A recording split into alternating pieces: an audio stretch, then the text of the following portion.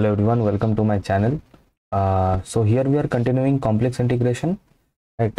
And from complex integration we have covered the first lecture जिसमें हम लोगों ने कुछ बेसिक बातें किया अबाउट कॉम्प्लेक्स इंटीग्रेशन की, कैसे क्या कुछ इसका काम करना है, कैसे लिमिट्स वगैरह लेना है, कैसे डायग्राम ड्रॉ करना है, everything we have seen in the first lecture and I hope you have already seen it.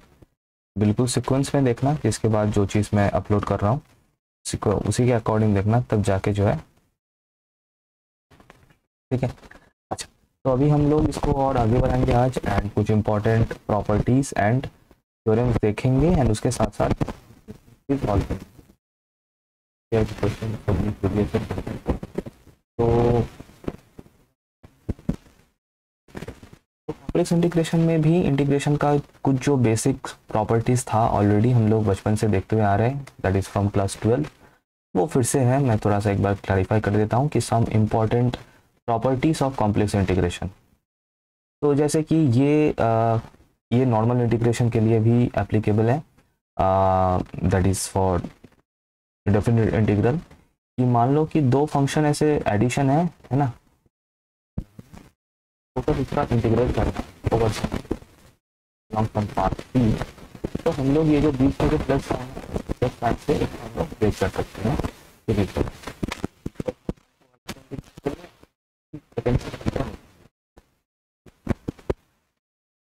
यही प्रॉपर्टी है. वैसे यहाँ पे प्लस या माइनस दोनों चलता है, तो फिर अकॉर्डिंगली यहाँ पे करते हैं. नेक्स्ट प्रॉपर्टी, हाँ ये थोड़ा सा है इम्पोर्टेंट, थोड़ा सा देख लेना. ये मान लो ये है कि integration over some path c f z d z where. अब देखो चेंजेस क्या कर रहा हूँ, ये पाथ के सामने एक नेगेटिव साइन लगा रहा हूँ, है ना. तो बेसिकली पाथ के सामने नेगेटिव साइन लगाने का मतलब ही ये होता है कि जो पाथ हम लोग ले रहे थे, जिस डायरेक्शन में ले रहे थे, उसके अपोजिट डायरेक्शन में हम लोग ले रहे हैं. सपोज अगर ये सी है, मान लो ये है मेरा ओ पॉइंट और ये मेरा ए पॉइंट. जो बच्चे लास्ट लेक्चर देखे हैं उन्हें ये कनेक्ट कर पाओगे तुम लोग, क्योंकि ऑलरेडी यही एक क्वेश्चन हम लोगों ने किया था. तो ये मेरा ओ ए है, क्योंकि सी में मतलब इस पाथ को मैं सी ले रहा हूँ. वैसे पाथ ऐसा भी हो सकता है ना. मान लो इस पॉइंट से इस पॉइंट तक ओपन हो सकता है, क्लोज भी हो सकता है, कुछ इस तरीके से भी पाथ हो सकता है. What ever the thing is कि अगर ये वाला डायरेक्शन सी है, राइट, ये अगर सी है तो माइनस सी क्या होगा, माइनस सी होगा, इसका उल्टा डायरेक्शन होगा माइनस सी. जैसे कि ये ओ ए जो है ये सी है, अगर मैं ए ओ लेता तो, है ना, फ्रॉम ए टू ओ, अगर ये डायरेक्शन लेता तो ये होता माइनस सी. तो अगर मैं डायरेक्शन को उल्टा कर देता हूँ तो minus c indicates the curve c traverse in opposite direction, जो मैं बोल रहा हूँ, ठीक है. सी जो भी डायरेक्शन में है उसका अपोजिट डायरेक्शन होता है माइनस सी. तो दैट मीन्स अब इतना सब कुछ बोलने का फायदा क्या हुआ कि अगर हम लोग एक फंक्शन को इंटीग्रेट करें,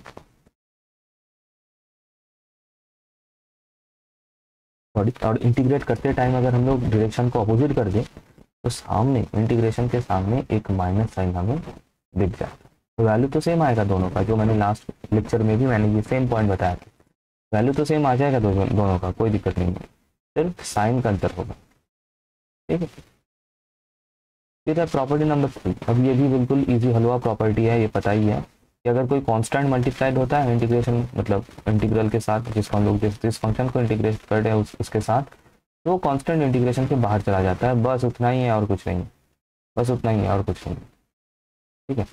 और दूसरा ये, हालांकि हम लोग ऑलरेडी ये कर चुके हैं इन लास्ट लेक्चर, एक जो सेकेंड पार्ट था क्वेश्चन का, उसी में ही हम लोगों ने ये चीज़ किया था कि मान लो एक पाथ है जो कि दो हिस्से में टूटा हुआ है, तो हम लोग इंटीग्रेट भी उस दो हिस्सों में ब्रेक करके करते हैं, कुछ इस तरीके से हम लोगों ने किया था ना. एक ऐसा था कि हमें ओ से ए तक जाना है, ओ पॉइंट से ए पॉइंट तक जाना है, लेकिन ये जो पाथ है ये दो हिस्सों में कुछ इस तरीके से डिवाइडेड था.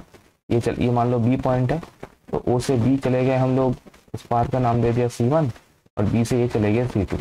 तो जो सी पाथ है वो एक्चुअल में ये एंटायर C1 और C2 को मिला के, C1 और C2 को मिला के ये मेरा सी पाथ बनेगा, है ना. तो अगर पाथ ऐसे दो तीन हिस्सों में से, दो नहीं मतलब ये कितने भी चाहो फाइनाइट नंबर ऑफ किसी भी नंबर ऑफ हिस्सों में हम लोग इसको ब्रेक कर सकते हैं. तो अगर हम ब्रेक करें तो इंटीग्रेशन भी अलग अलग से अलग, मतलब उन सभी डिफरेंट पार्ट्स के ऊपर हम लोग करके अगर ऐड कर दे तो हम लोगों को रिजल्ट जो है वो मिल जाएगा। तो इस लास्ट प्रॉपर्टी का मतलब यही है कि कोई भी एक पाथ अगर 2-3 हिस्सों में टूटा हुआ है तो हम लोग अलग अलग उन हिस्सों के ऊपर, अलग अलग उन पाथ्स के ऊपर अगर इंटीग्रेट करके ऐड कर दे तो हमें रिजल्ट मिल जाएगा। बस इतना, ठीक है। ओके, अभी आगे बढ़ते हैं, थोड़ा सा देखते हैं। तो जैसा कि मैंने बताया था कुछ इंपॉर्टेंट थ्योरम्स हैं। कॉशीज थ्योरम तो डेफिनेटली है ही उनमें से एक इम्पॉर्टेंट, उसके बाद कॉशी रेसिड्यू थ्योरम भी करेंगे, और कॉशी थ्योरम्स का ही कुछ कोरोलरीज हमें मिल जाता है कॉशी थ्योरम से, ये भी हम लोग देखेंगे। क्या होता है कि इनके मदद से कोई भी हम देखेंगे क्वेश्चन सॉल्व करेंगे, प्रीवियस ईयर क्वेश्चन ही सॉल्व करेंगे, तो क्या होता है कि हमें ऐसे पूरा प्रॉपरली इंटीग्रेट करने का ज़रूरत नहीं होता है। अगर इन थ्योरम्स हमें पता होता है तो हम लोग इनको यूज़ करके डायरेक्टली आंसर हम लोग निकाल, ठीक है। वो कैसे, पहले कॉशी थ्योरम का स्टेटमेंट देख लेते हैं। बोल रहे हैं कि मान लो एक फंक्शन है एफ, थोड़ा सा मैं बिल्कुल रात में बना रहा हूँ है ना वीडियो, तो बहुत काम था, थोड़ा सा टायर्ड हो इसलिए थोड़ा है, बस और कुछ नहीं। Let f z be an analytic function. अब बेटा देखो, एनालिटिक फंक्शन हम लोगों ने डिस्कस किया है कहाँ पे पता है, तो हम लोगों ने डिफरेंशिएशन वाला लेक्चर किया है कॉम्प्लेक्स से, उसमें एनालिटिक फंक्शन का डिटेल है कि एक फंक्शन को एनालिटिक फंक्शन कब बोलते हैं और एनालिटिक फंक्शन चेक कैसे किया जाता है। देखो मोटा मोटा तरीके से बस इतना समझ के रखो कि वो फंक्शन अगर जो भी पाथ गिवन है, पहले तो पाथ कॉशीज थ्योरम के केस में पाथ्स तो पहले क्लोज्ड होना पड़ेगा, ये बिल्कुल क्लोज्ड कॉन्टूर या फिर क्लोज्ड पाथ। देखो कॉन्टूर ये जो वर्ड है ये भी मैंने लास्ट लेक्चर में डिस्कस किया था। जो पाथ हम लोग बार बार बोल रहे हैं उस पाथ का ही एक मैथमेटिकल टर्म है कॉन्टूर। कॉम्प्लेक्स में हम लोग कॉन्टूर वर्ड ही यूज़ करते हैं मोस्टली। तो पाथ या फिर कॉन्टूर व्हाटएवर जो भी बोलो, वो एक क्लोज्ड होना चाहिए, ऐसा नहीं कि ओपन हो जाए, मतलब किसी पॉइंट से स्टार्ट करके किसी दूसरे ही पॉइंट पे एंड हो। ये भी डेफिनेटली एक पाथ है, कोई दिक्कत नहीं, हम इसके ऊपर भी किसी फंक्शन को इंटीग्रेट कर सकते हैं। लेकिन कॉशीज थ्योरम के लिए जो एक इम्पॉर्टेंट कंडीशन है, दैट इज पाथ जो है वो क्लोज्ड होना चाहिए पहले तो, ठीक है। ये जो सी पाथ है मान लो इस डायरेक्शन में है, ये बिल्कुल क्लोज्ड होना चाहिए, ओके। एंड क्लोज्ड होने से क्या होगा, इस पाथ के अंदर हमें एक रीजन बाउंडेड तरीके से मिल जाएगा, जो कि है ये वाला रीजन, है ना। पाथ अगर क्लोज्ड हो जाए तो डेफिनेटली उसके अंदर हमें एक रीजन मिल जाएगा। इस रीजन को मैंने मार्क कर दिया, मान लो थोड़ा सा बाहर निकल गया, बस कोई बात नहीं। और ये इस रीजन को जनरली हम लोग डी से डिनोट करते हैं। तो मतलब ये जो रीजन है, इस रीजन को हम लोग डी से डिनोट करते हैं। तो फिलहाल सिनेरियो ये है कि कॉशीज थ्योरम कब एप्लीकेबल है, पहले वो समझ लो। पहले तो पाथ जो है वो क्लोज्ड होना पड़ेगा, सी जो कॉन्टूर है उसको क्लोज्ड होना पड़ेगा, और उस क्लोज्ड रीजन के क्लोज्ड कॉन्टूर के अंदर जो डोमेन है वो डी, जो रीजन है उसको डी से हम लोग डिनोट कर रहे हैं। तो सिचुएशन ये है कि एक फंक्शन है एफ जेड जो कि एक एनालिटिक फंक्शन है, एंड एफ डैश जेड मतलब उस फंक्शन का डेरिवेटिव अगर कंटिन्यूअस है, कहाँ पे, at each point of the domain D, इस डोमेन के अंदर सभी पॉइंट में फंक्शन जो है उसका डेरिवेटिव कंटिन्यूअस हो, मतलब वही एनालिटिक ही है। मतलब एनालिटिक और डिफरेंस मतलब एनालिटिक फंक्शन या फिर डिफरेंशिएबल फंक्शन लगभग सेम है, मतलब रियल के लिए। और इसमें भी हम लोग वही मान के चलेंगे कि कोई भी फंक्शन का डेरिवेटिव अगर कंटिन्यूअस हो जाए, फिलहाल के लिए हम इतना मान के चल रहे। तो फिर से बता रहा हूँ कि सिचुएशन क्या है कि क्या एक कॉम्प्लेक्स फंक्शन है जो कि एनालिटिक फंक्शन हो, दैट इज उसका डेरिवेटिव कंटिन्यूअस हो जाए, कहाँ पे, जो क्लोज्ड कॉन्टूर है उससे जो रीजन बाउंडेड हो रहा है उसके अंदर हर एक पॉइंट पे। तो क्या होता है, तो रिजल्ट क्या होता है, ये रिजल्ट इंपॉर्टेंट है।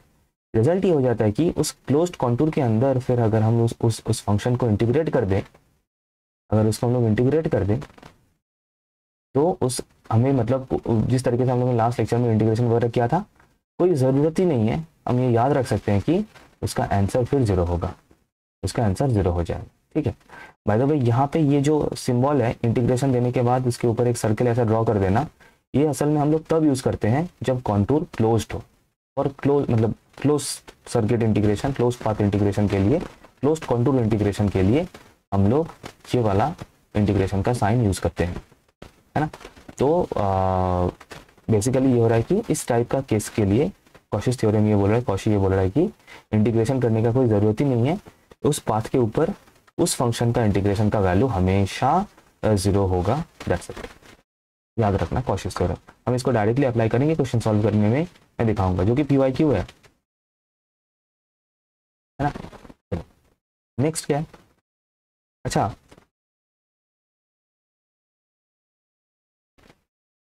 ये पॉइंट मैंने बोला था कि लास्ट लेक्चर में जो क्वेश्चन हम लोगों ने सॉल्व किया था, और क्वेश्चन हम लोगों ने सॉल्व करके भी ये प्रूव किया था कि सेम फंक्शन है, सेम लिमिट है, upper limit and lower limit same है, इसमें हमें जिसके अंदर हमें इंटीग्रेट करना है, लेकिन पाथ डिफरेंट है। पाथ डिफरेंट होने से हमें डिफरेंट वैल्यूज मिल रहा है। हाँ, इन द लास्ट क्वेश्चन में जनरली मिलता ही है, लेकिन हाँ, कुछ एक आदि पर्टिकुलर केसेस है जहाँ पे वैल्यू सेम हो जाता है। वैसे ही ये केस यहाँ पे डिस्कस कर लेते हैं थ्रू दिस थ्योरम का स्टेटमेंट। क्या बोल रहे हैं कि let f z be analytic function simply connected domain d, है ना, सिंपली कनेक्टेड डोमेन डी, ठीक है।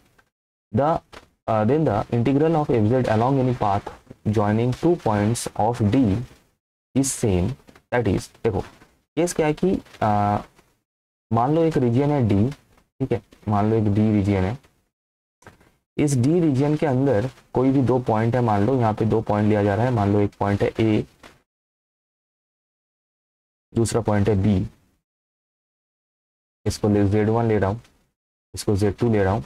बेसिकली Z1 मतलब चीज़ें क्लियर करते हुए चलना, x1 प्लस y1 मतलब बेसिकली यहाँ पे x1 y1 पॉइंट के बारे में बात हो रहा है, एंड ऑब्वियसली Z2 मतलब x2 प्लस y2, इसका मतलब यहाँ पे x2 y2 पॉइंट के बारे में बात हो रहा है। अब स्टेटमेंट क्या बोल रहा है, स्टेटमेंट ये बोल रहा है कि हम लोग a से b पे चाहे C1 कर्व से जाए या फिर चाहे C2 कर्व से जाए, हमें इंटीग्रेशन का वैल्यू दोनों के लिए सेम मिलेगा, दोनों का इंटीग्रेशन का वैल्यू दोनों का सेम आएगा।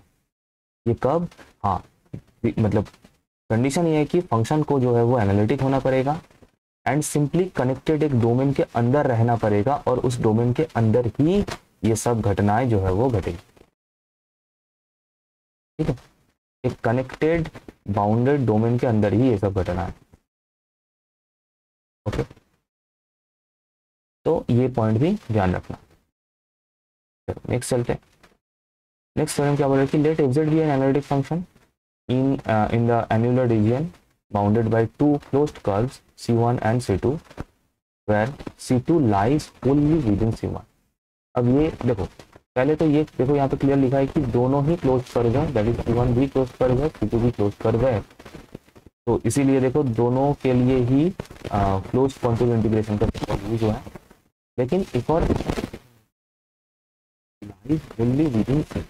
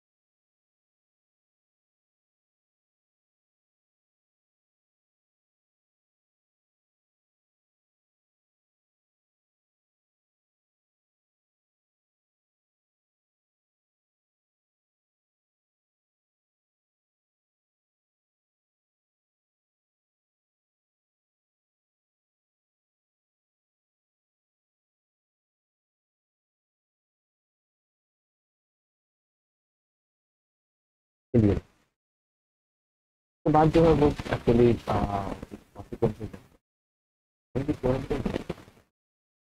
स्टेटमेंट क्या, स्टेटमेंट क्या कि मान लो एफ जेड फिर से एक एनालिटिक फंक्शन है, reading and on the boundary of the reason bounded by the non overlapping simple close curve C1 that C1 thickness given now will be reduced. देखो scenario का एक बड़ा सा पार्ट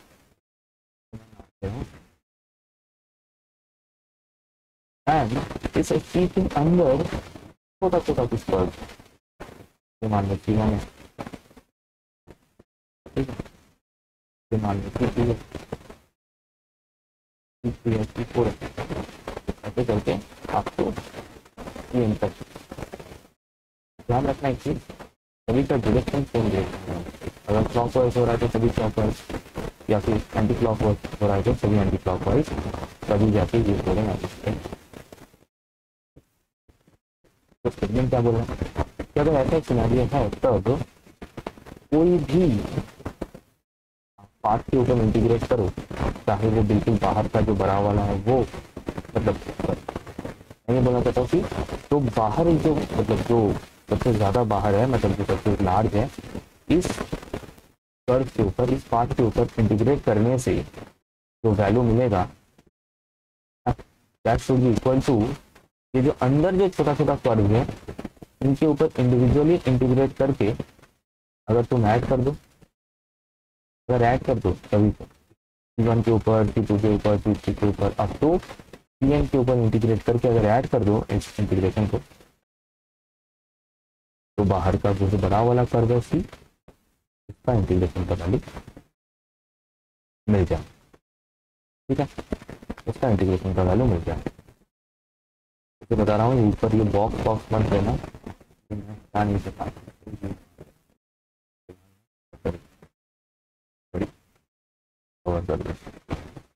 ठीक है। अब जो है कुछ कॉन्सिक्वेंसेस है, इसको मैं थोड़ा समझा देता हूँ सो दैट हम लोग क्वेश्चन सॉल्व करना स्टार्ट करते हैं। पहले तो बता दूँ ये यहाँ पे कुछ नहीं है, ठीक है। तो क्लोज्ड पॉइंट ऑफ इंटीग्रेशन है over some curve C dz by z minus alpha, ठीक है, समझना। मतलब सिंपली कुछ एक इस तरीके का फंक्शन है dz बाई z माइनस 3, इसका वैल्यू 0 होगा कब, जब ये जो C जो एक सिंपल क्लोज्ड कर्व है, मान लो C एक सर्कल है, मान लो C एक सर्कल, और ज़्यादातर हमें सर्कल ही मिलेगा, मैं बता देता हूँ, ज़्यादातर क्वेश्चन में कर्व जो है सर्कल ही मिलेगा, बिल्कुल मैक्सिमम क्वेश्चन में C कर्व जो है सर्कल ही मिलेगा, आगे तो देखने को मिलेगा, ठीक है। और इसका रेडियस मान लो ये तो ऑरिजिन है, ये है ऑरिजिन, ये है मान लो ये, ठीक है। तो मान लो ये वाला पॉइंट है 4,2, ठीक है, इसका मतलब इसका रेडियस हुआ 4 and origin and centre is at the origin, radius is 4, ऐसा एक सर्कल। और ये जो सर्कल का ये जो सरकमफ्रेंस है यही हम लोगों का C पाथ है, मान यही हम लोगों का C पाथ है, ये सरकमफ्रेंस के ऊपर हमें इसको इंटीग्रेट करना है फंक्शन में। लेकिन इंटीग्रेट करने का जरूरत ही नहीं पड़ेगा, हम लोग डायरेक्टली इसका वैल्यू लिख दे सकते हैं 0 कब, जब इंटीग्रेशन का फंक्शन कुछ इस फॉर्म में हो, 1 बाई z माइनस 3, मतलब z माइनस अल्फा इस फॉर्म में हो, एंड ये जो पॉइंट है 3 ना, ये जो पॉइंट है 3 ये सर्किल के अंदर हो, ये जो पॉइंट है 3 ये सर्किल के अंदर हो, ठीक है। सॉरी मैंने उल्टा बोला, हाँ ये सर्किल के बाहर में, क्या लिखा है कि ठीक है कोई बात नहीं, मैं थोड़ा सा ये वैल्यू चेंज कर दूंगा, मान लो 5 कर, मैं उल्टा बोल रहा था। तो C is any simple closed curve and z equals to alpha is an exterior point of C। exterior point मतलब डिनोमिनेटर में ये जो वैल्यू है वो उस सर्किल के बाहर है, ठीक है। चलो मैं इसको 5 कर दिया, तो ये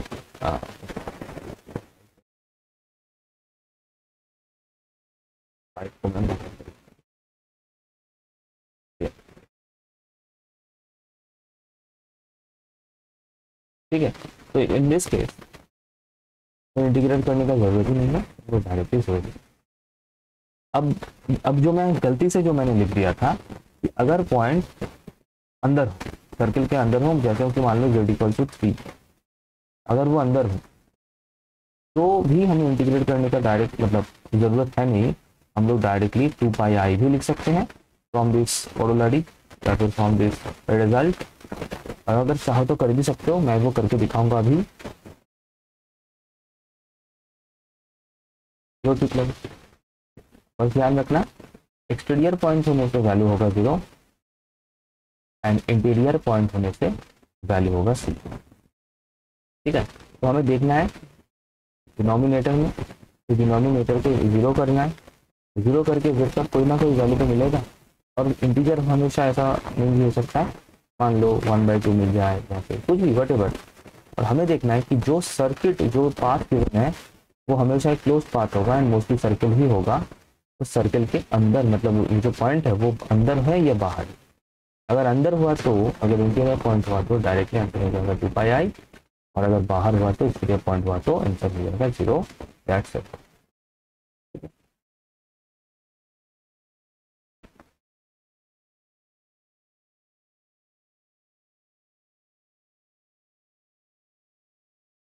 एक और एक्स्ट्रा जो केस यहाँ पे हमें देखना चाहिए, दैट इज अगर जैसे इन दोनों में ही अभी तक हम लोगों ने देख लिया, इसमें नीचे जो डिनोमिनेटर है z-अल्फा, उसका कोई पावर नहीं है, पावर इज 1। लेकिन अगर मान लो पावर कुछ हो 1 छोड़ के, है ना, मतलब मान लो वो सर्किट इंटीग्रेशन बाई z-4 का क्यूब, इस तरीके से 1 छोड़ के 1 से ज़्यादा ग्रेटर देन 2 3 4 5 6 करके जो भी पावर हो तो वैल्यू 0 होगा। कब? अगर वो पॉइंट दैट इज z=अल्फा, अगर वो इंटीरियर पॉइंट हो। ध्यान रखना, ठीक है, इस केस के लिए ध्यान रखना, अगर इंटीरियर पॉइंट हो तब इन दिस केस ये 0 होता है। हालांकि यहाँ पे एक्सटीरियर पॉइंट होने पे 0 हो रहा था, लेकिन ये कब? जब नीचे यहाँ पे पावर 1 हो डिनोमिनेटर में। लेकिन 1 छोड़ के जब भी 1 से ज़्यादा कोई भी पावर हो, जो कि मोस्टली हमें देखने को मिलेगा, तो इन दैट केस आंसर जो है 0 होगा। तो ये कुछ प्रॉपर्टीज, कुछ थ्योरम्स जो था इंपॉर्टेंट मुझे बताना था, मैंने बता दिया। अभी हम लोग क्वेश्चन सॉल्व करना। Okay, so now we are starting solving questions, and देख सकते हो, and I have kept only the previous year questions, मतलब सब मिला के ही है, लेकिन mostly you will find the previous year questions. ठीक है, तो फर्स्ट जो क्वेश्चन है that is from 2008 question paper, 1 mark का क्वेश्चन था, लेकिन हमें इसको सॉल्व तो करना पड़ेगा। एंड तो पहले मैं बता देता हूँ कि या क्या यहाँ पे हमें यहाँ पे इंटीग्रेट करना है ओवर कर्व सी, और इंटीग्रेट किसको करना है 2/z-अल्फा, 2/z-अल्फा इसको इंटीग्रेट करना है। यहाँ पे dz मिसिंग है क्वेश्चन में, तो यहाँ पे एक dz होगा। अच्छा, अब c क्या है? c जो कर्व है वो किस तरीके से डिफाइंड है? बोल रहा है कि c एक सर्कल है, उस इक्वेशन इज दिस। c जो है वो एक सर्कल है, जो कर्व है वो एक सर्कल है, और जिसका इक्वेशन कुछ इस तरीके से गिवन है, मॉडुलस ऑफ z-अल्फा इज इक्वल्स टू रो। अब बेटा यहाँ पे कुछ चीज़ क्लियर कर लेना, अगर यहाँ पे सर्कल ये नहीं भी मेंशन होता तो भी ये सर्कल है, ये पहचानना ज़रूरी है। And I hope you can understand that. How? देखो, मैं थोड़ा सा इसको समझा देता हूँ, हालांकि ये हम लोग सॉल्यूशन में इंक्लूड नहीं करेंगे, लेकिन this is just for understanding. ठीक है, तो देखो z को हम लोग जनरली इस फॉर्म में लेते हैं x+i², बहुत बढ़िया। तो इसमें सर्कल का जो इक्वेशन है, इसको यहाँ पे z को मैं रिप्लेस कर देता हूँ x+iy से, तो कुछ इस तरीके से मिल जाएगा। अच्छा, ओके, नाउ अभी मैं क्या लिखूँगा? तो देखो, ये जो मॉडुलस के अंदर जो है ये तो एक कॉम्प्लेक्स नंबर ही है, तो कॉम्प्लेक्स नंबर में जनरली हम लोग रियल पार्ट को एक साथ लिखते हैं एंड इमेजिनरी पार्ट को एक साथ लिखते हैं, एंड इसका मॉड।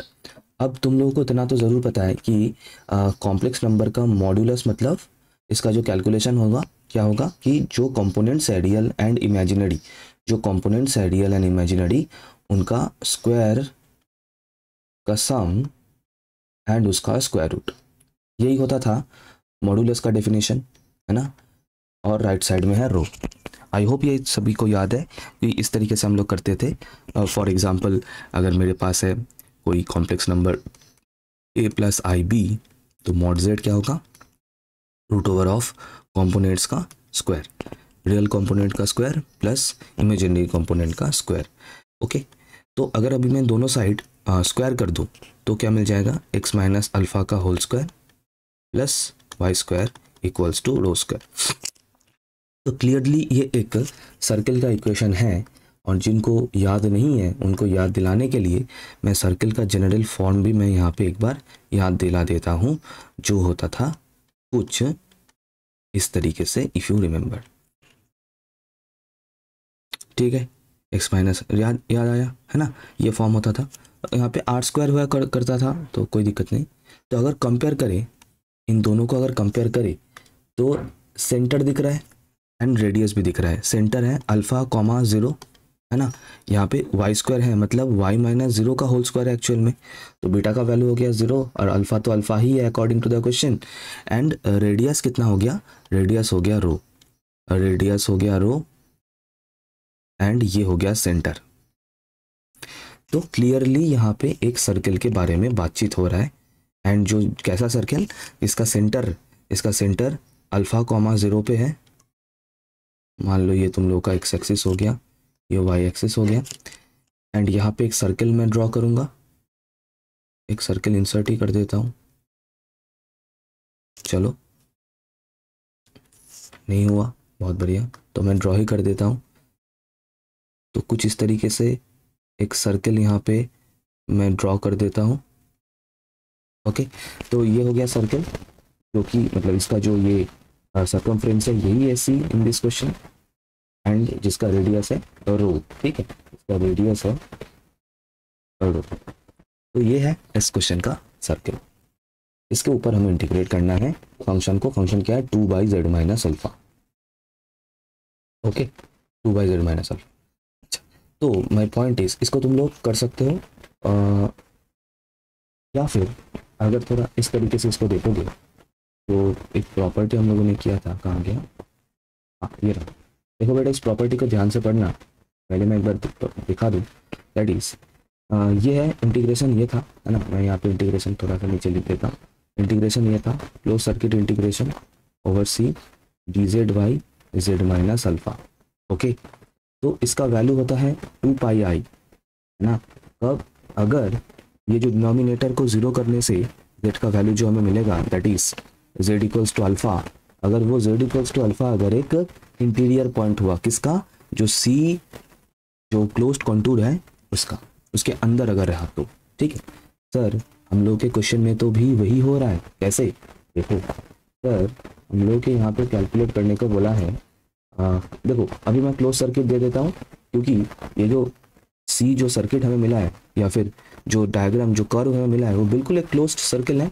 तो मैं यहाँ पे ये कॉन्टूर इंटीग्रेशन का ये क्लोज्ड इंटीग्रेशन यूज कर सकता हूँ over the circle c. Okay, अच्छा, फिर यहाँ पे है 2/z minus alpha d z. Okay, अब 2 तो कांस्टेंट है, तो इसको मैं आराम से बाहर कर सकता हूँ इंटीग्रेशन के प्रॉपर्टी से भी हम लोगों ने देखा था। तो ये हो गया बाहर, close integration d z y z minus alpha. Sir ये तो यही वाला फॉर्म बन गया है कि नहीं? हाँ सर, बिल्कुल ये वाला फॉर्म बन चुका है। एंड नॉट ओनली दैट, हमें बस इतना वेरीफाई करना होता है इस टाइप के फॉर्म में कि ये जो अल्फा है, ये जो अल्फा है वो इस सर्कल के या फिर जो भी क्लोज्ड सर्किट हो उसके अंदर रहे, उसके अंदर रहे। एंड सर ये जो सर्किट, मतलब यहाँ पे ये जो क्लोज्ड पाथ है, क्लोज्ड सर्किट है, क्लोज्ड है पाथ, कॉन्टूर जो है उसके अंदर ही मुझे अल्फा दिख रहा है। यहाँ पे बिल्कुल सेंटर में है, अंदर तो है ही, बिल्कुल सेंटर में है। तो डेफिनेटली अल्फा एक इंटीरियर पॉइंट है, definitely alpha is an interior point. तो हम लोग डायरेक्टली लिख सकते हैं इस पार्ट का इंटीग्रेशन का वैल्यू, इस इंटीग्रेशन का वैल्यू फ्रॉम प्रॉपर्टी हम लोग डायरेक्टली लिख सकते हैं 2 पाई आई, इसका आंसर बन जाएगा 4 पाई। ठीक है, यहाँ पे लॉजिक लिख देना कि since alpha is an interior point, मैंने शॉर्ट में लिखा, तुम लोग पूरा टर्म लिखना, इंटीरियर पॉइंट ऑफ सी। यही अल्फा अगर बाहर होता है ना, मान लो अल्फा कुछ यहाँ पे होता या फिर कोई दूसरा पॉइंट होता, मान लो बीटा, ठीक है, मान लो को बीटा, बीटा का वैल्यू हो गया मान लो -1, ठीक है, तो फिर एंड यहाँ पे नीचे बीटा होता कुछ इस तरीके से, क्वेश्चन में यहाँ पे नीचे बीटा होता z माइनस बीटा, तो सर इसका वैल्यू हो जाता 0। इन दैट केस इसका वैल्यू हो जाता 0। ये चीज़ बिल्कुल दिमाग में क्लियर होना चाहिए, है ना, क्योंकि दूसरा प्रॉपर्टी था कि अगर ये डिनोमिनेटर का पॉइंट अगर कर्व के बाहर हुआ तो दैट इज एक्सटीरियर पॉइंट हुआ तो हमें करने का ज़रूरत ही नहीं है, इसे डायरेक्टली 0 कर देना है। और वही चीज़ मैंने बताया था कुछ देर पहले। चलो आई होप यहाँ तक चीज़ें क्लियर है, आई होप क्लियर है। इस तरीके से प्रॉपर्टी से करोगे कोई कुछ नहीं बोल सकता, बिल्कुल अप्रूव्ड प्रॉपर्टी है और मैंने बताया भी दिखाया भी है, तो आराम से कर सकते हो। नेक्स्ट, क्या हम इस क्वेश्चन को करें सेम प्रॉपर्टी को यूज़ करके? बेटा वीडियो को पॉज करके पहले खुद से ट्राई करो, जब तक खुद से नहीं करोगे तब तक क्वेश्चन नहीं बना पाओगे इन पेपर एज वेल, ठीक है। देखो फिर से एक इंटीग्रेशन है, पता नहीं क्लोज्ड है क्या है, वो तो सी का सी क्या है वो पढ़ के ही पता चलेगा। तो दिख रहा है कि सी है सर्कल, बस that means again closed integration है, तो दैट मीन्स चांस बनता है कि हम लोग इन प्रॉपर्टीज़ को यूज़ कर सके, चांस बनता है कि हम इन प्रॉपर्टीज़ को यूज़ कर सके, ठीक है, इनको यूज़ कर सकते। तो आ जाओ फिर देखते हैं क्या सिचुएशन है। ओके, तो एक सर्कल है जिसका इक्वेशन गिवन है, एक सर्कल है जिसका इक्वेशन गिवन है मॉड z इक्वल्स टू 1।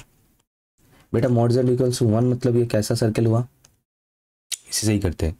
देखो x plus i y equals to 1 है ना, और क्या मिल जाएगा x square plus y square का रूट ओवर इक्वल्स टू 1, क्या मिल जाएगा दोनों साइड स्क्वायर करने से x square plus y square equals to 1। तो सर ये क्या कैसा सर्कल हुआ? Sir this was the circle, अगर याद है तो बहुत यूज़ करते थे हम लोग, एक एक्स एक्सिस ये वाई एक्सिस मैंने ड्रॉ कर दिया, ये है हम लोगों का ऑरिजिन O, और ये सर्कल का जो फॉर्म है दैट इज, इस सर्कल का जो सेंटर है, centre is at the origin and radius is 1। थोड़ा सा टेढ़ा मेढ़ा हो गया बट आई होप ये क्लियर है। क्या है इसका, इसका सेंटर है कहाँ पे, ऑरिजिन पे, एंड इसका रेडियस कितना है, रेडियस इज 1 यूनिट्स। ये है situation. That means sir, that means सबसे महत्वपूर्ण बात, दैट मीन्स क्या है वो ये है कि सर ये जो पॉइंट है ये 1,0 पॉइंट है, ये जो पॉइंट है ये 0,1 पॉइंट है, ये जो पॉइंट है -1,0 पॉइंट है, एंड ये जो पॉइंट है ये क्या होगा 0,-1 होगा, ठीक है। ओके, अब उससे भी महत्वपूर्ण बात, अभी हमें देखना है डिनोमिनेटर को, क्योंकि ये फंक्शन ये जो फंक्शन है जिसको इंटीग्रेट करना है ये हम लोग का वही जाना पहचाना। पहले तो ये क्लोज्ड कॉन्टूर हो गया, अभी तो मैं क्लोज्ड कॉन्टूर का सिंबल यूज़ कर सकता हूँ क्योंकि सर्कल है, डेफिनेटली क्लोज्ड है ना, यही मेरा सी है, यही मेरा सी सर्कल है यहाँ पे according to the question, and d z by z minus alpha के फॉर्म में है, बिल्कुल है। बस हमें अल्फा का वैल्यू अभी फाइंड कर लेना है कंपेयर करके। तो देखो अगर हम लोग यहाँ पे कंपेयर करें तो इन दोनों को कंपेयर करना है, सर थोड़ा सा बता दीजिए सर, कंपेयर करना है इस z माइनस अल्फा को, सॉरी z प्लस 3 को, एंड इस z माइनस अल्फा को। तो कंपेयर करने से अल्फा का वैल्यू कितना मिल रहा है यहाँ पे, कौन बताएगा? हाँ सभी ने बता दिया। तो कंपेयर करने से मुझे यहाँ से अल्फा का वैल्यू जो दिख रहा है दैट इज़ -3, अल्फा का वैल्यू जो मुझे दिख रहा है दैट इज़ -3, सही है। सर कैसे कंपेयर किया वो भी बता दीजिए। चलो बेटा वो भी बता देता हूँ। देखो मुझे कंपेयर करना है z माइनस अल्फा के साथ z प्लस 3 को, z कैंसिल हुआ दोनों साइड से, अल्फा कितना मिल गया -3, सही है। अब इतना हमें देखना है कि ये जो अल्फा का वैल्यू हमें मिला है वो कहाँ पे है, in the sense interior point है या एक्सटीरियर पॉइंट है, राइट। ये इतना सब कुछ मैं बता रहा हूँ, ठीक है, डिटेल में। ऑलरेडी जब तुम लोग क्वेश्चन सॉल्व कर रहे होगे तब थोड़ी ना इतना सब कुछ करोगे, फास्ट करोगे, देख लोगे हाँ ठीक है ये बाहर है बस 0 कर दिया, कि अंदर है तो 2πi कर दिया। ये तो मैं सिर्फ समझाने के लिए इतना डिटेल में लिख के करना हो चीज़ों को, ठीक है। तो अल्फा इक्वल्स टू -3 है ना, तो ये -3,0 पॉइंट कहाँ पे होगा sir? Sir -3,0 point somewhere around here होगा, इधर किधर होगा, सॉरी। सो क्लियरली ये आउटसाइड द कंटूर बनेगा, एक्सटीरियर पॉइंट बनेगा। Alpha equals to -3 is an exterior point, is an exterior point. और एक्सटीरियर पॉइंट होने से क्या हो रहा है, वैल्यू इंटीग्रेशन का अकॉर्डिंग टू द प्रॉपर्टी, चलिए तो 0 हो जाएगा, अभी बताया था हम लोगों ने, राइट। इसका मतलब the correct answer will be option number A, that is. तो बस इतना करना है, कॉन्टूर देख लेना है कि क्लोज्ड है कि नहीं, और अगर क्लोज्ड है तो फिर उसके बाद देखना है कि अगर मतलब जो इंटीग्रल गिवन है वो इस z-1/z- अल्फा के फॉर्म में है, तो अल्फा इंटीरियर पॉइंट है, एक्सटीरियर पॉइंट। अगर एक्सटीरियर पॉइंट होगा तो इंटीग्रेशन का वैल्यू हो जाएगा 0, और अगर इंटीरियर पॉइंट होगा तो 2πi। मैंने दोनों ही साइड बाय साइड करके बता दिया, ठीक है। और मैंने ये बहुत बार बताया कि हमें मोस्टली जो है वो सर्किल ही देखने को मिलेगा, ठीक है। मोस्टली हमें सर्किल ही देखने को मिलेगा। ओके, चलो नेक्स्ट क्वेश्चन चलते हैं। देखो सर, इस क्वेश्चन का अभी क्या करें।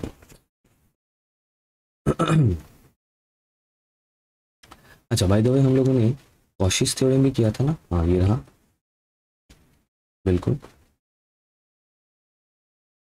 ओके चलो ठीक है। ओके नेक्स्ट क्वेश्चन चलते हैं। And you can see this question is repeated actually, है ना, 2 बार देखने को मिला है हमें। एक है 2013 में, दूसरा 2011 में, ठीक है। क्वेश्चन दोनों में सेम है, मतलब एग्जैक्टली सेम क्वेश्चन है। तो इसको सॉल्व कर, सिर्फ एक में फर्स्ट ब्रैकेट है और एक में नहीं है, बस उतना ही फर्क है, बाकी क्वेश्चन तो एब्सोल्युटली सेम है। तो इंटीग्रेट करना है, फिर से वही सेम क्लोज्ड इंटीग्रेशन है, क्योंकि यहाँ पे क्लोज तो डाला ही है, सिंबल से ही देख सकते हो। क्लोज्ड इंटीग्रेशन मतलब जो पाथ होगा वो एक क्लोज्ड पाथ होगा, क्लोज्ड कर्व होगा। और यहाँ पे देखो लिखा है कि कर्व क्या है, C such that modulus z is equals to 2। तो जैसे ही ये वाला फॉर्म दिख रहा है ना, modulus z is equals to say some whatever r, ठीक है, या फिर modulus z minus alpha equals to r, तो समझ जाना ये सर्किल ही डिनोट कर रहा है। और मैंने बार बार ये बताया है कि मोस्टली हमें सर्किल ही मिलेगा। तो पहले जल्दी से इस सर्किल को थोड़ा सा ड्रॉ कर लेते हैं, मैं यहाँ पे कर देता हूँ। तो सर्किल क्या है, मैं डिटेल में नहीं जा रहा हूँ, क्योंकि अभी मैंने ऑलरेडी बता दिया कि modulus of z equals to 2 मतलब एक ऐसा सर्किल जिसका सेंटर हो एट ऑरिजिन पे, centre is at the origin and radius is 2 and radius is 2। तो मैं सर्किल ड्रॉ कर लेता हूँ कुछ इस तरीके से। ओके, तो ये जो पॉइंट होगा ये होगा 2,0 पॉइंट, ये जो पॉइंट होगा 0,2 point, this will be -2,0 and this will be 0,-2, ठीक है। फिर अभी हमें चेक करना है कि क्या ये उस प्रॉपर्टी से सॉल्व होना पॉसिबल है। हाँ सर पॉसिबल होगा, अगर मैं इसको थोड़ा सा अरेंज कर लूँ। कैसे, देखो ये गिवन है यहाँ पे z/z² - 1 dz, ठीक है। ये वो 1/z माइनस अल्फा के फॉर्म में नहीं है, लेकिन हम इसको रिड्यूस कर सकते हैं।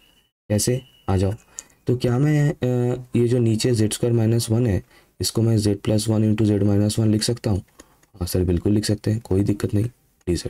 ओके, अब ऊपर जो z है, क्या मैं उसको एडजस्ट कर सकता हूँ with the help of the terms in denominator.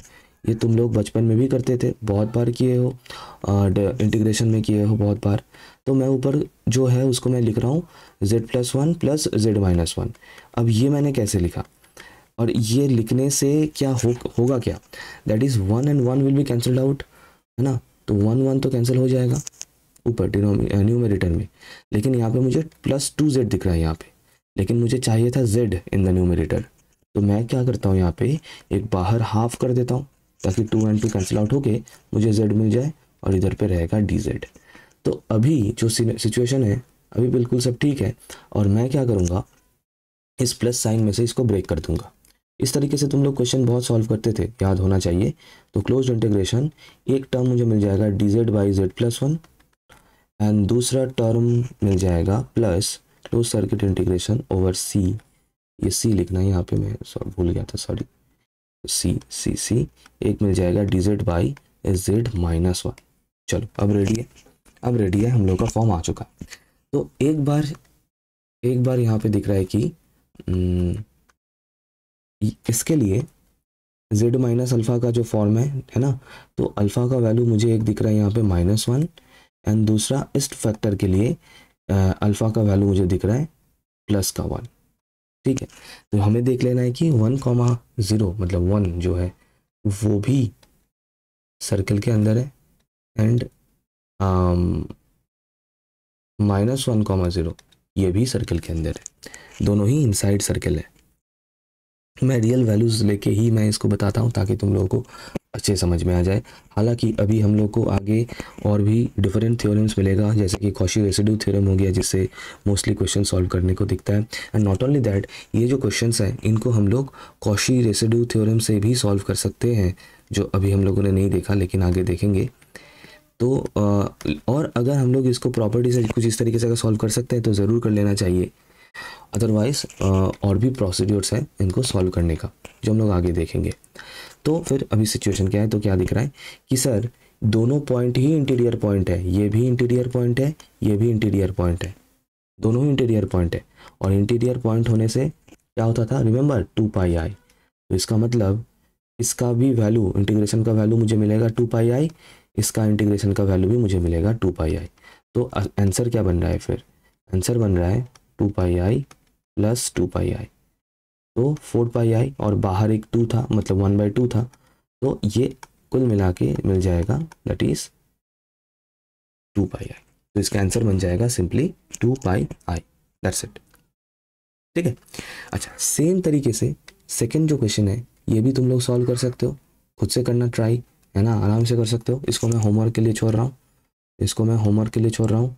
थोड़ा सा हिंट दे देता हूँ, यहाँ पे जो सर्कल है ये कैसा सर्कल है पता है, mod z = ½ मतलब centre is at the origin, centre is at the origin, लेकिन ये जो पॉइंट्स है ये 0.5 पॉइंट है, ये 0.5 पॉइंट है, रेडियस हाफ है, that is the radius is half. And ये जो z/z-1 है इसको तुम लोग एडजस्ट कर सकते हो। कैसे एडजस्ट करोगे, इसको चाहो तो ऐसे एडजस्ट कर सकते हो कि एक कर सकते हो z-1 + 1, ये कर दिया, ये कर दिया, इसको सही है ना। तो इसको ज़रूर सॉल्व करना और बताना इसका आंसर कितना आ रहा है, इसका आंसर बताना कि कितना आ रहा है। ठीक है, ओके। अच्छा ये लास्ट क्वेश्चन देख रहे हैं। अच्छा बाय द वे मैं यहाँ पे ये थोड़ा सा चीज़ क्लियर कर दूँ, दैट इज इस क्वेश्चन को हम लोग कॉशीज, मैंने एक थ्योरम बताया था कॉशीज रेसिड्यू थ्योरम, या फिर हाँ जिससे हम लोग सॉल्व कर सकते हैं। एक और है कॉशीज इंटीग्रल फार्मूला, जो मैं नेक्स्ट वीडियो में क्लियर, मैं जस्ट इसके बाद जो वीडियो बनाऊंगा उसमें मैं ये लेके आऊँगा। कॉशीज इंटीग्रल फार्मूला मतलब ये कॉम्प्लेक्स इंटीग्रेशन करने के लिए कॉशी का एक इंटीग्रल फार्मूला बहुत बेहतरीन तरीके से गिवन है, उसके मदद से हम इसको भी सॉल्व कर सकते हैं। इसको क्या, हम किसी भी फंक्शन को सॉल्व कर सकते हैं अगर कुछ कंडीशन है वो सेटिस्फाई हो रहा है तो, ठीक है, मोस्टली हो ही जाता है। अदरवाइज अगर डायरेक्टली इसको इससे इसका आंसर लिखना चाहो, देखो कंफ्यूज नहीं होना है। एक है कॉशीज इंटीग्रल फार्मूला जो अभी तक हम लोगों ने नहीं करा है, हम करेंगे। एक है कॉशीज का रेसिड्यू थ्योरम, वो भी इन्हीं का ही है, ये भी हम लोग करेंगे। इससे मदद से भी हम लोग रेसिड्यू के मदद से भी इंटीग्रेशन कर सकते हैं। एंड दूसरा एक ऑलरेडी जो हम लोग कर चुके हैं, दैट इज कॉशीज थ्योरम, तो सिंपली कॉशीज थ्योरम है। और यहाँ पे बोला गया था कि अगर, कहाँ गया, हाँ, अगर फंक्शन एनालिटिक फंक्शन है, अगर फंक्शन एनालिटिक फंक्शन है और कॉन्टूर क्लोज्ड है, तो मैंने बहुत डिटेल में ये डिस्कस किया था, तो इंटीग्रेशन क्लोज्ड इंटीग्रेशन का वैल्यू हमें मिलेगा डायरेक्टली 0। ठीक है, बस इतना कंफर्म करना है जो फंक्शन गिवन है उसका डेरिवेटिव कंटिन्यूअस हो उस क्लोज्ड कॉन्टूर के अंदर टी डोमेन में के सभी पॉइंट्स पे इफ डैश z कंटिन्यूअस है। तो यहाँ पे जो फंक्शन गिवन है, यहाँ पे fz क्या पता है, इस फंक्शन में fz है 3z² - 2 बाई z-1। ये डेफिनेटली एक एनालिटिक फंक्शन है, डेफिनेटली एक एनालिटिक फंक्शन है, okay. And not only that, इसको अगर डेरिवेटिव करोगे, हालांकि एनालिटिक फंक्शन ही काफ़ी है इसको यूज़ करना, अदरवाइज अगर इसका डेरिवेटिव करोगे एफ डैश जेड, तो वो पूरा कंटिन्यूअस मिलेगा। कहाँ पे, ऑन डी। अब डी क्या है, यहाँ पे जो सर्कल मेंशन है क्वेश्चन में, कौन सा सर्कल मेंशन है, ऐसा सर्कल जिसका centre is at origin and the radius is half, the radius is half 1/2, 0,1/2 etcetera. इसके अंदर हर एक पॉइंट पे डी जो रीजन है यहाँ पे ये एफ डैश जेड जो है वो कंटिन्यूअस होगा ही होगा, तो 100% होगा। और अगर होगा तो हम लोग इसके ऊपर कॉशीज थ्योरम यूज अप्लाई कर सकते हैं। कॉशीज थ्योरम अप्लाई करके इसका आंसर डायरेक्टली 0 लिख सकते हैं। ठीक है, ठीक है, बस इतना कर लेना है, इसको डेरिवेटिव करना फंक्शन को। पता है ये कैसे चेक करें? देखो इसको डेरिवेटिव कर लो, मैं पूरा क्लियर ही कर देता हूँ यहाँ पे, कोई दिक्कत नहीं। इसका डेरिवेटिव कर लो फंक्शन का, एफ डैश जेड कर लो। देखो क्या आएगा, u/v रूल हो रहा है यहाँ पे, डिफरेंशिएशन का u/v रूल हो रहा है। तो हमें पता है कि v स्क्वायर होता है नीचे, दैट इज z-1 का होल स्क्वायर, v स्क्वायर होगा। अच्छा ऊपर क्या होगा, v इंटू u का डेरिवेटिव, u मतलब ये, और इसका डेरिवेटिव करने से तुम्हें मिल जाएगा 6z, फिर बीच में होता है माइनस, फिर u into 3z² - 1 into v का डेरिवेटिव जो कि होगा 1, ठीक है, सॉरी ये 2 है, ओके। अब इसको थोड़ा सा सिंप्लीफाई कर लो, देखो कितना आ रहा है, तो मिल जाएगा 6z² minus 6z, 6z² minus 6z minus 3z² plus 2 divided by z-1 का होल स्क्वायर। और इसको थोड़ा सा और सिंप्लीफाई करने से क्या मिल जाएगा, 3z² minus 6z plus 2 divided by z-1 का होल स्क्वायर। अब बेटा पता करें कैसे कि सर ये कंटिन्यूअस होगा कि नहीं होगा, कहाँ पे, ये जो क्वेश्चन में जो डी रीजन है उसमें सब जगह पे नहीं देखना है, सभी पॉइंट्स के लिए नहीं देखना है, सिर्फ और सिर्फ हमें इस रीजन के अंदर ही देखना है चीज़ों को, इसके बाहर बिल्कुल नहीं जाना है, बिल्कुल इसके अंदर देखना है चीज़ों को। तो सर कैसे पता करें, देखो अब बहुत ध्यान से देखना। अब ये जो एफ डैश जेड हमें मिला है, ये जो एफ डैश जेड का फॉर्म हमें मिला है सिंप्लीफाई करके डेरिवेटिव करके, इस फंक्शन, ये फंक्शन केवल सिर्फ और सिर्फ एक ही पॉइंट पे डिसकंटिन्यूअस है, बाकी सभी पॉइंट पे कंटिन्यूअस है। और वो पता है पॉइंट ऑफ डिसकंटिन्यूटी कौन सा है, कैसे पता करें, कुछ नहीं करना होता है सर, ये जो डिनोमिनेटर है इसको 0 कर देना होता है। जो भी डिनोमिनेटर है यहाँ पे, अगर मल्टीपल फैक्टर्स होता, मान लो ये z-1 इंटू z-2 वगैरह होता, तो इंडिविजुअली सभी फैक्टर्स को हमें 0 कर देना होता है। ये जब मिलेगा हम दिखाएंगे, क्योंकि हमें इससे ही अलग अलग और भी कंसेप्ट देखने को मिलेगा जो हम लेटर लेक्चर में हम लोग कवर करेंगे। तो यहाँ पे z-1 होल स्क्वायर को अगर मैं 0 कर दूँ तो मुझे z का वैल्यू क्या मिल रहा है, 1। तो ये 1 is the point of discontinuity, जिसको हम लोग सिंगुलैरिटी भी बोलते हैं, पता है ये टर्म सभी को, हालांकि हम लोग ये बाद में भी देखेंगे, so do not worry, singularity से पोल वगैरह ये सब हम लोग करेंगे।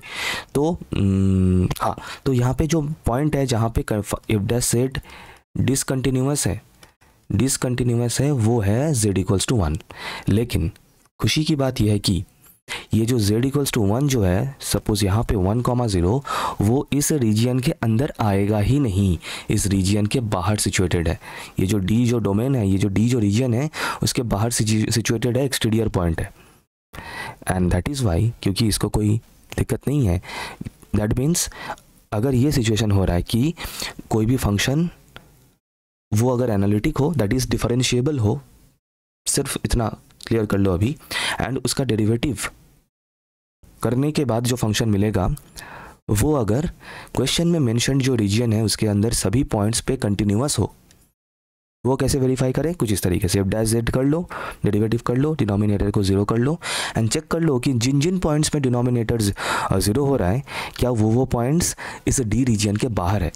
हाँ सर 1,0 बाहर है, या फिर 2 भी मिलता तो वो भी बाहर होता, क्योंकि हमारा यहाँ पे रेडियस है हाफ, ध्यान रखना यहाँ तक ये जो पॉइंट है ये है 1/2,0, तो 1, 2, 3, 4 वगैरह सभी बाहर होगा। दैट मीन्स इस रीजियन के अंदर कोई भी पॉइंट में एफ डैश जेड को कोई दिक्कत नहीं है कंटिन्यूटी को लेके, that is f dash z continuous है in between this region D, इस डी के अंदर सभी पॉइंट्स में कंटिन्यूअस है, कोई प्रॉब्लम नहीं है। तो that is why by using Cauchy's theorem हम डायरेक्टली इसका आंसर लिख दे सकते हैं 0 बाय यूजिंग कॉशीज थ्योरम। ठीक है, तो इतना सब कुछ एक्सप्लेन करके आराम से इसको लिख सकते हो, मैंने पूरा डिटेल में एक्सप्लेन कर दिया। अदरवाइज़ यही सेम क्वेश्चन हम लोग कॉची इंटीग्रल फार्मूला से भी सॉल्व कर सकते हैं, जो कि मैं नेक्स्ट लेक्चर में कवर कराऊंगा। ठीक है, तो आई होप यहाँ तक चीज़ें बिल्कुल क्लियर है। क्लियर है तो एक लाइक ज़रूर करना, शेयर करना among your friends and subscribe कर लेना अगर नहीं किया है तो। मिलते हैं, इस वीडियो को मैं यहाँ तक ही रख रहा हूँ, इसको कंटिन्यू करते हैं in the next lecture that is Cauchy integral formula में। Thank you everyone.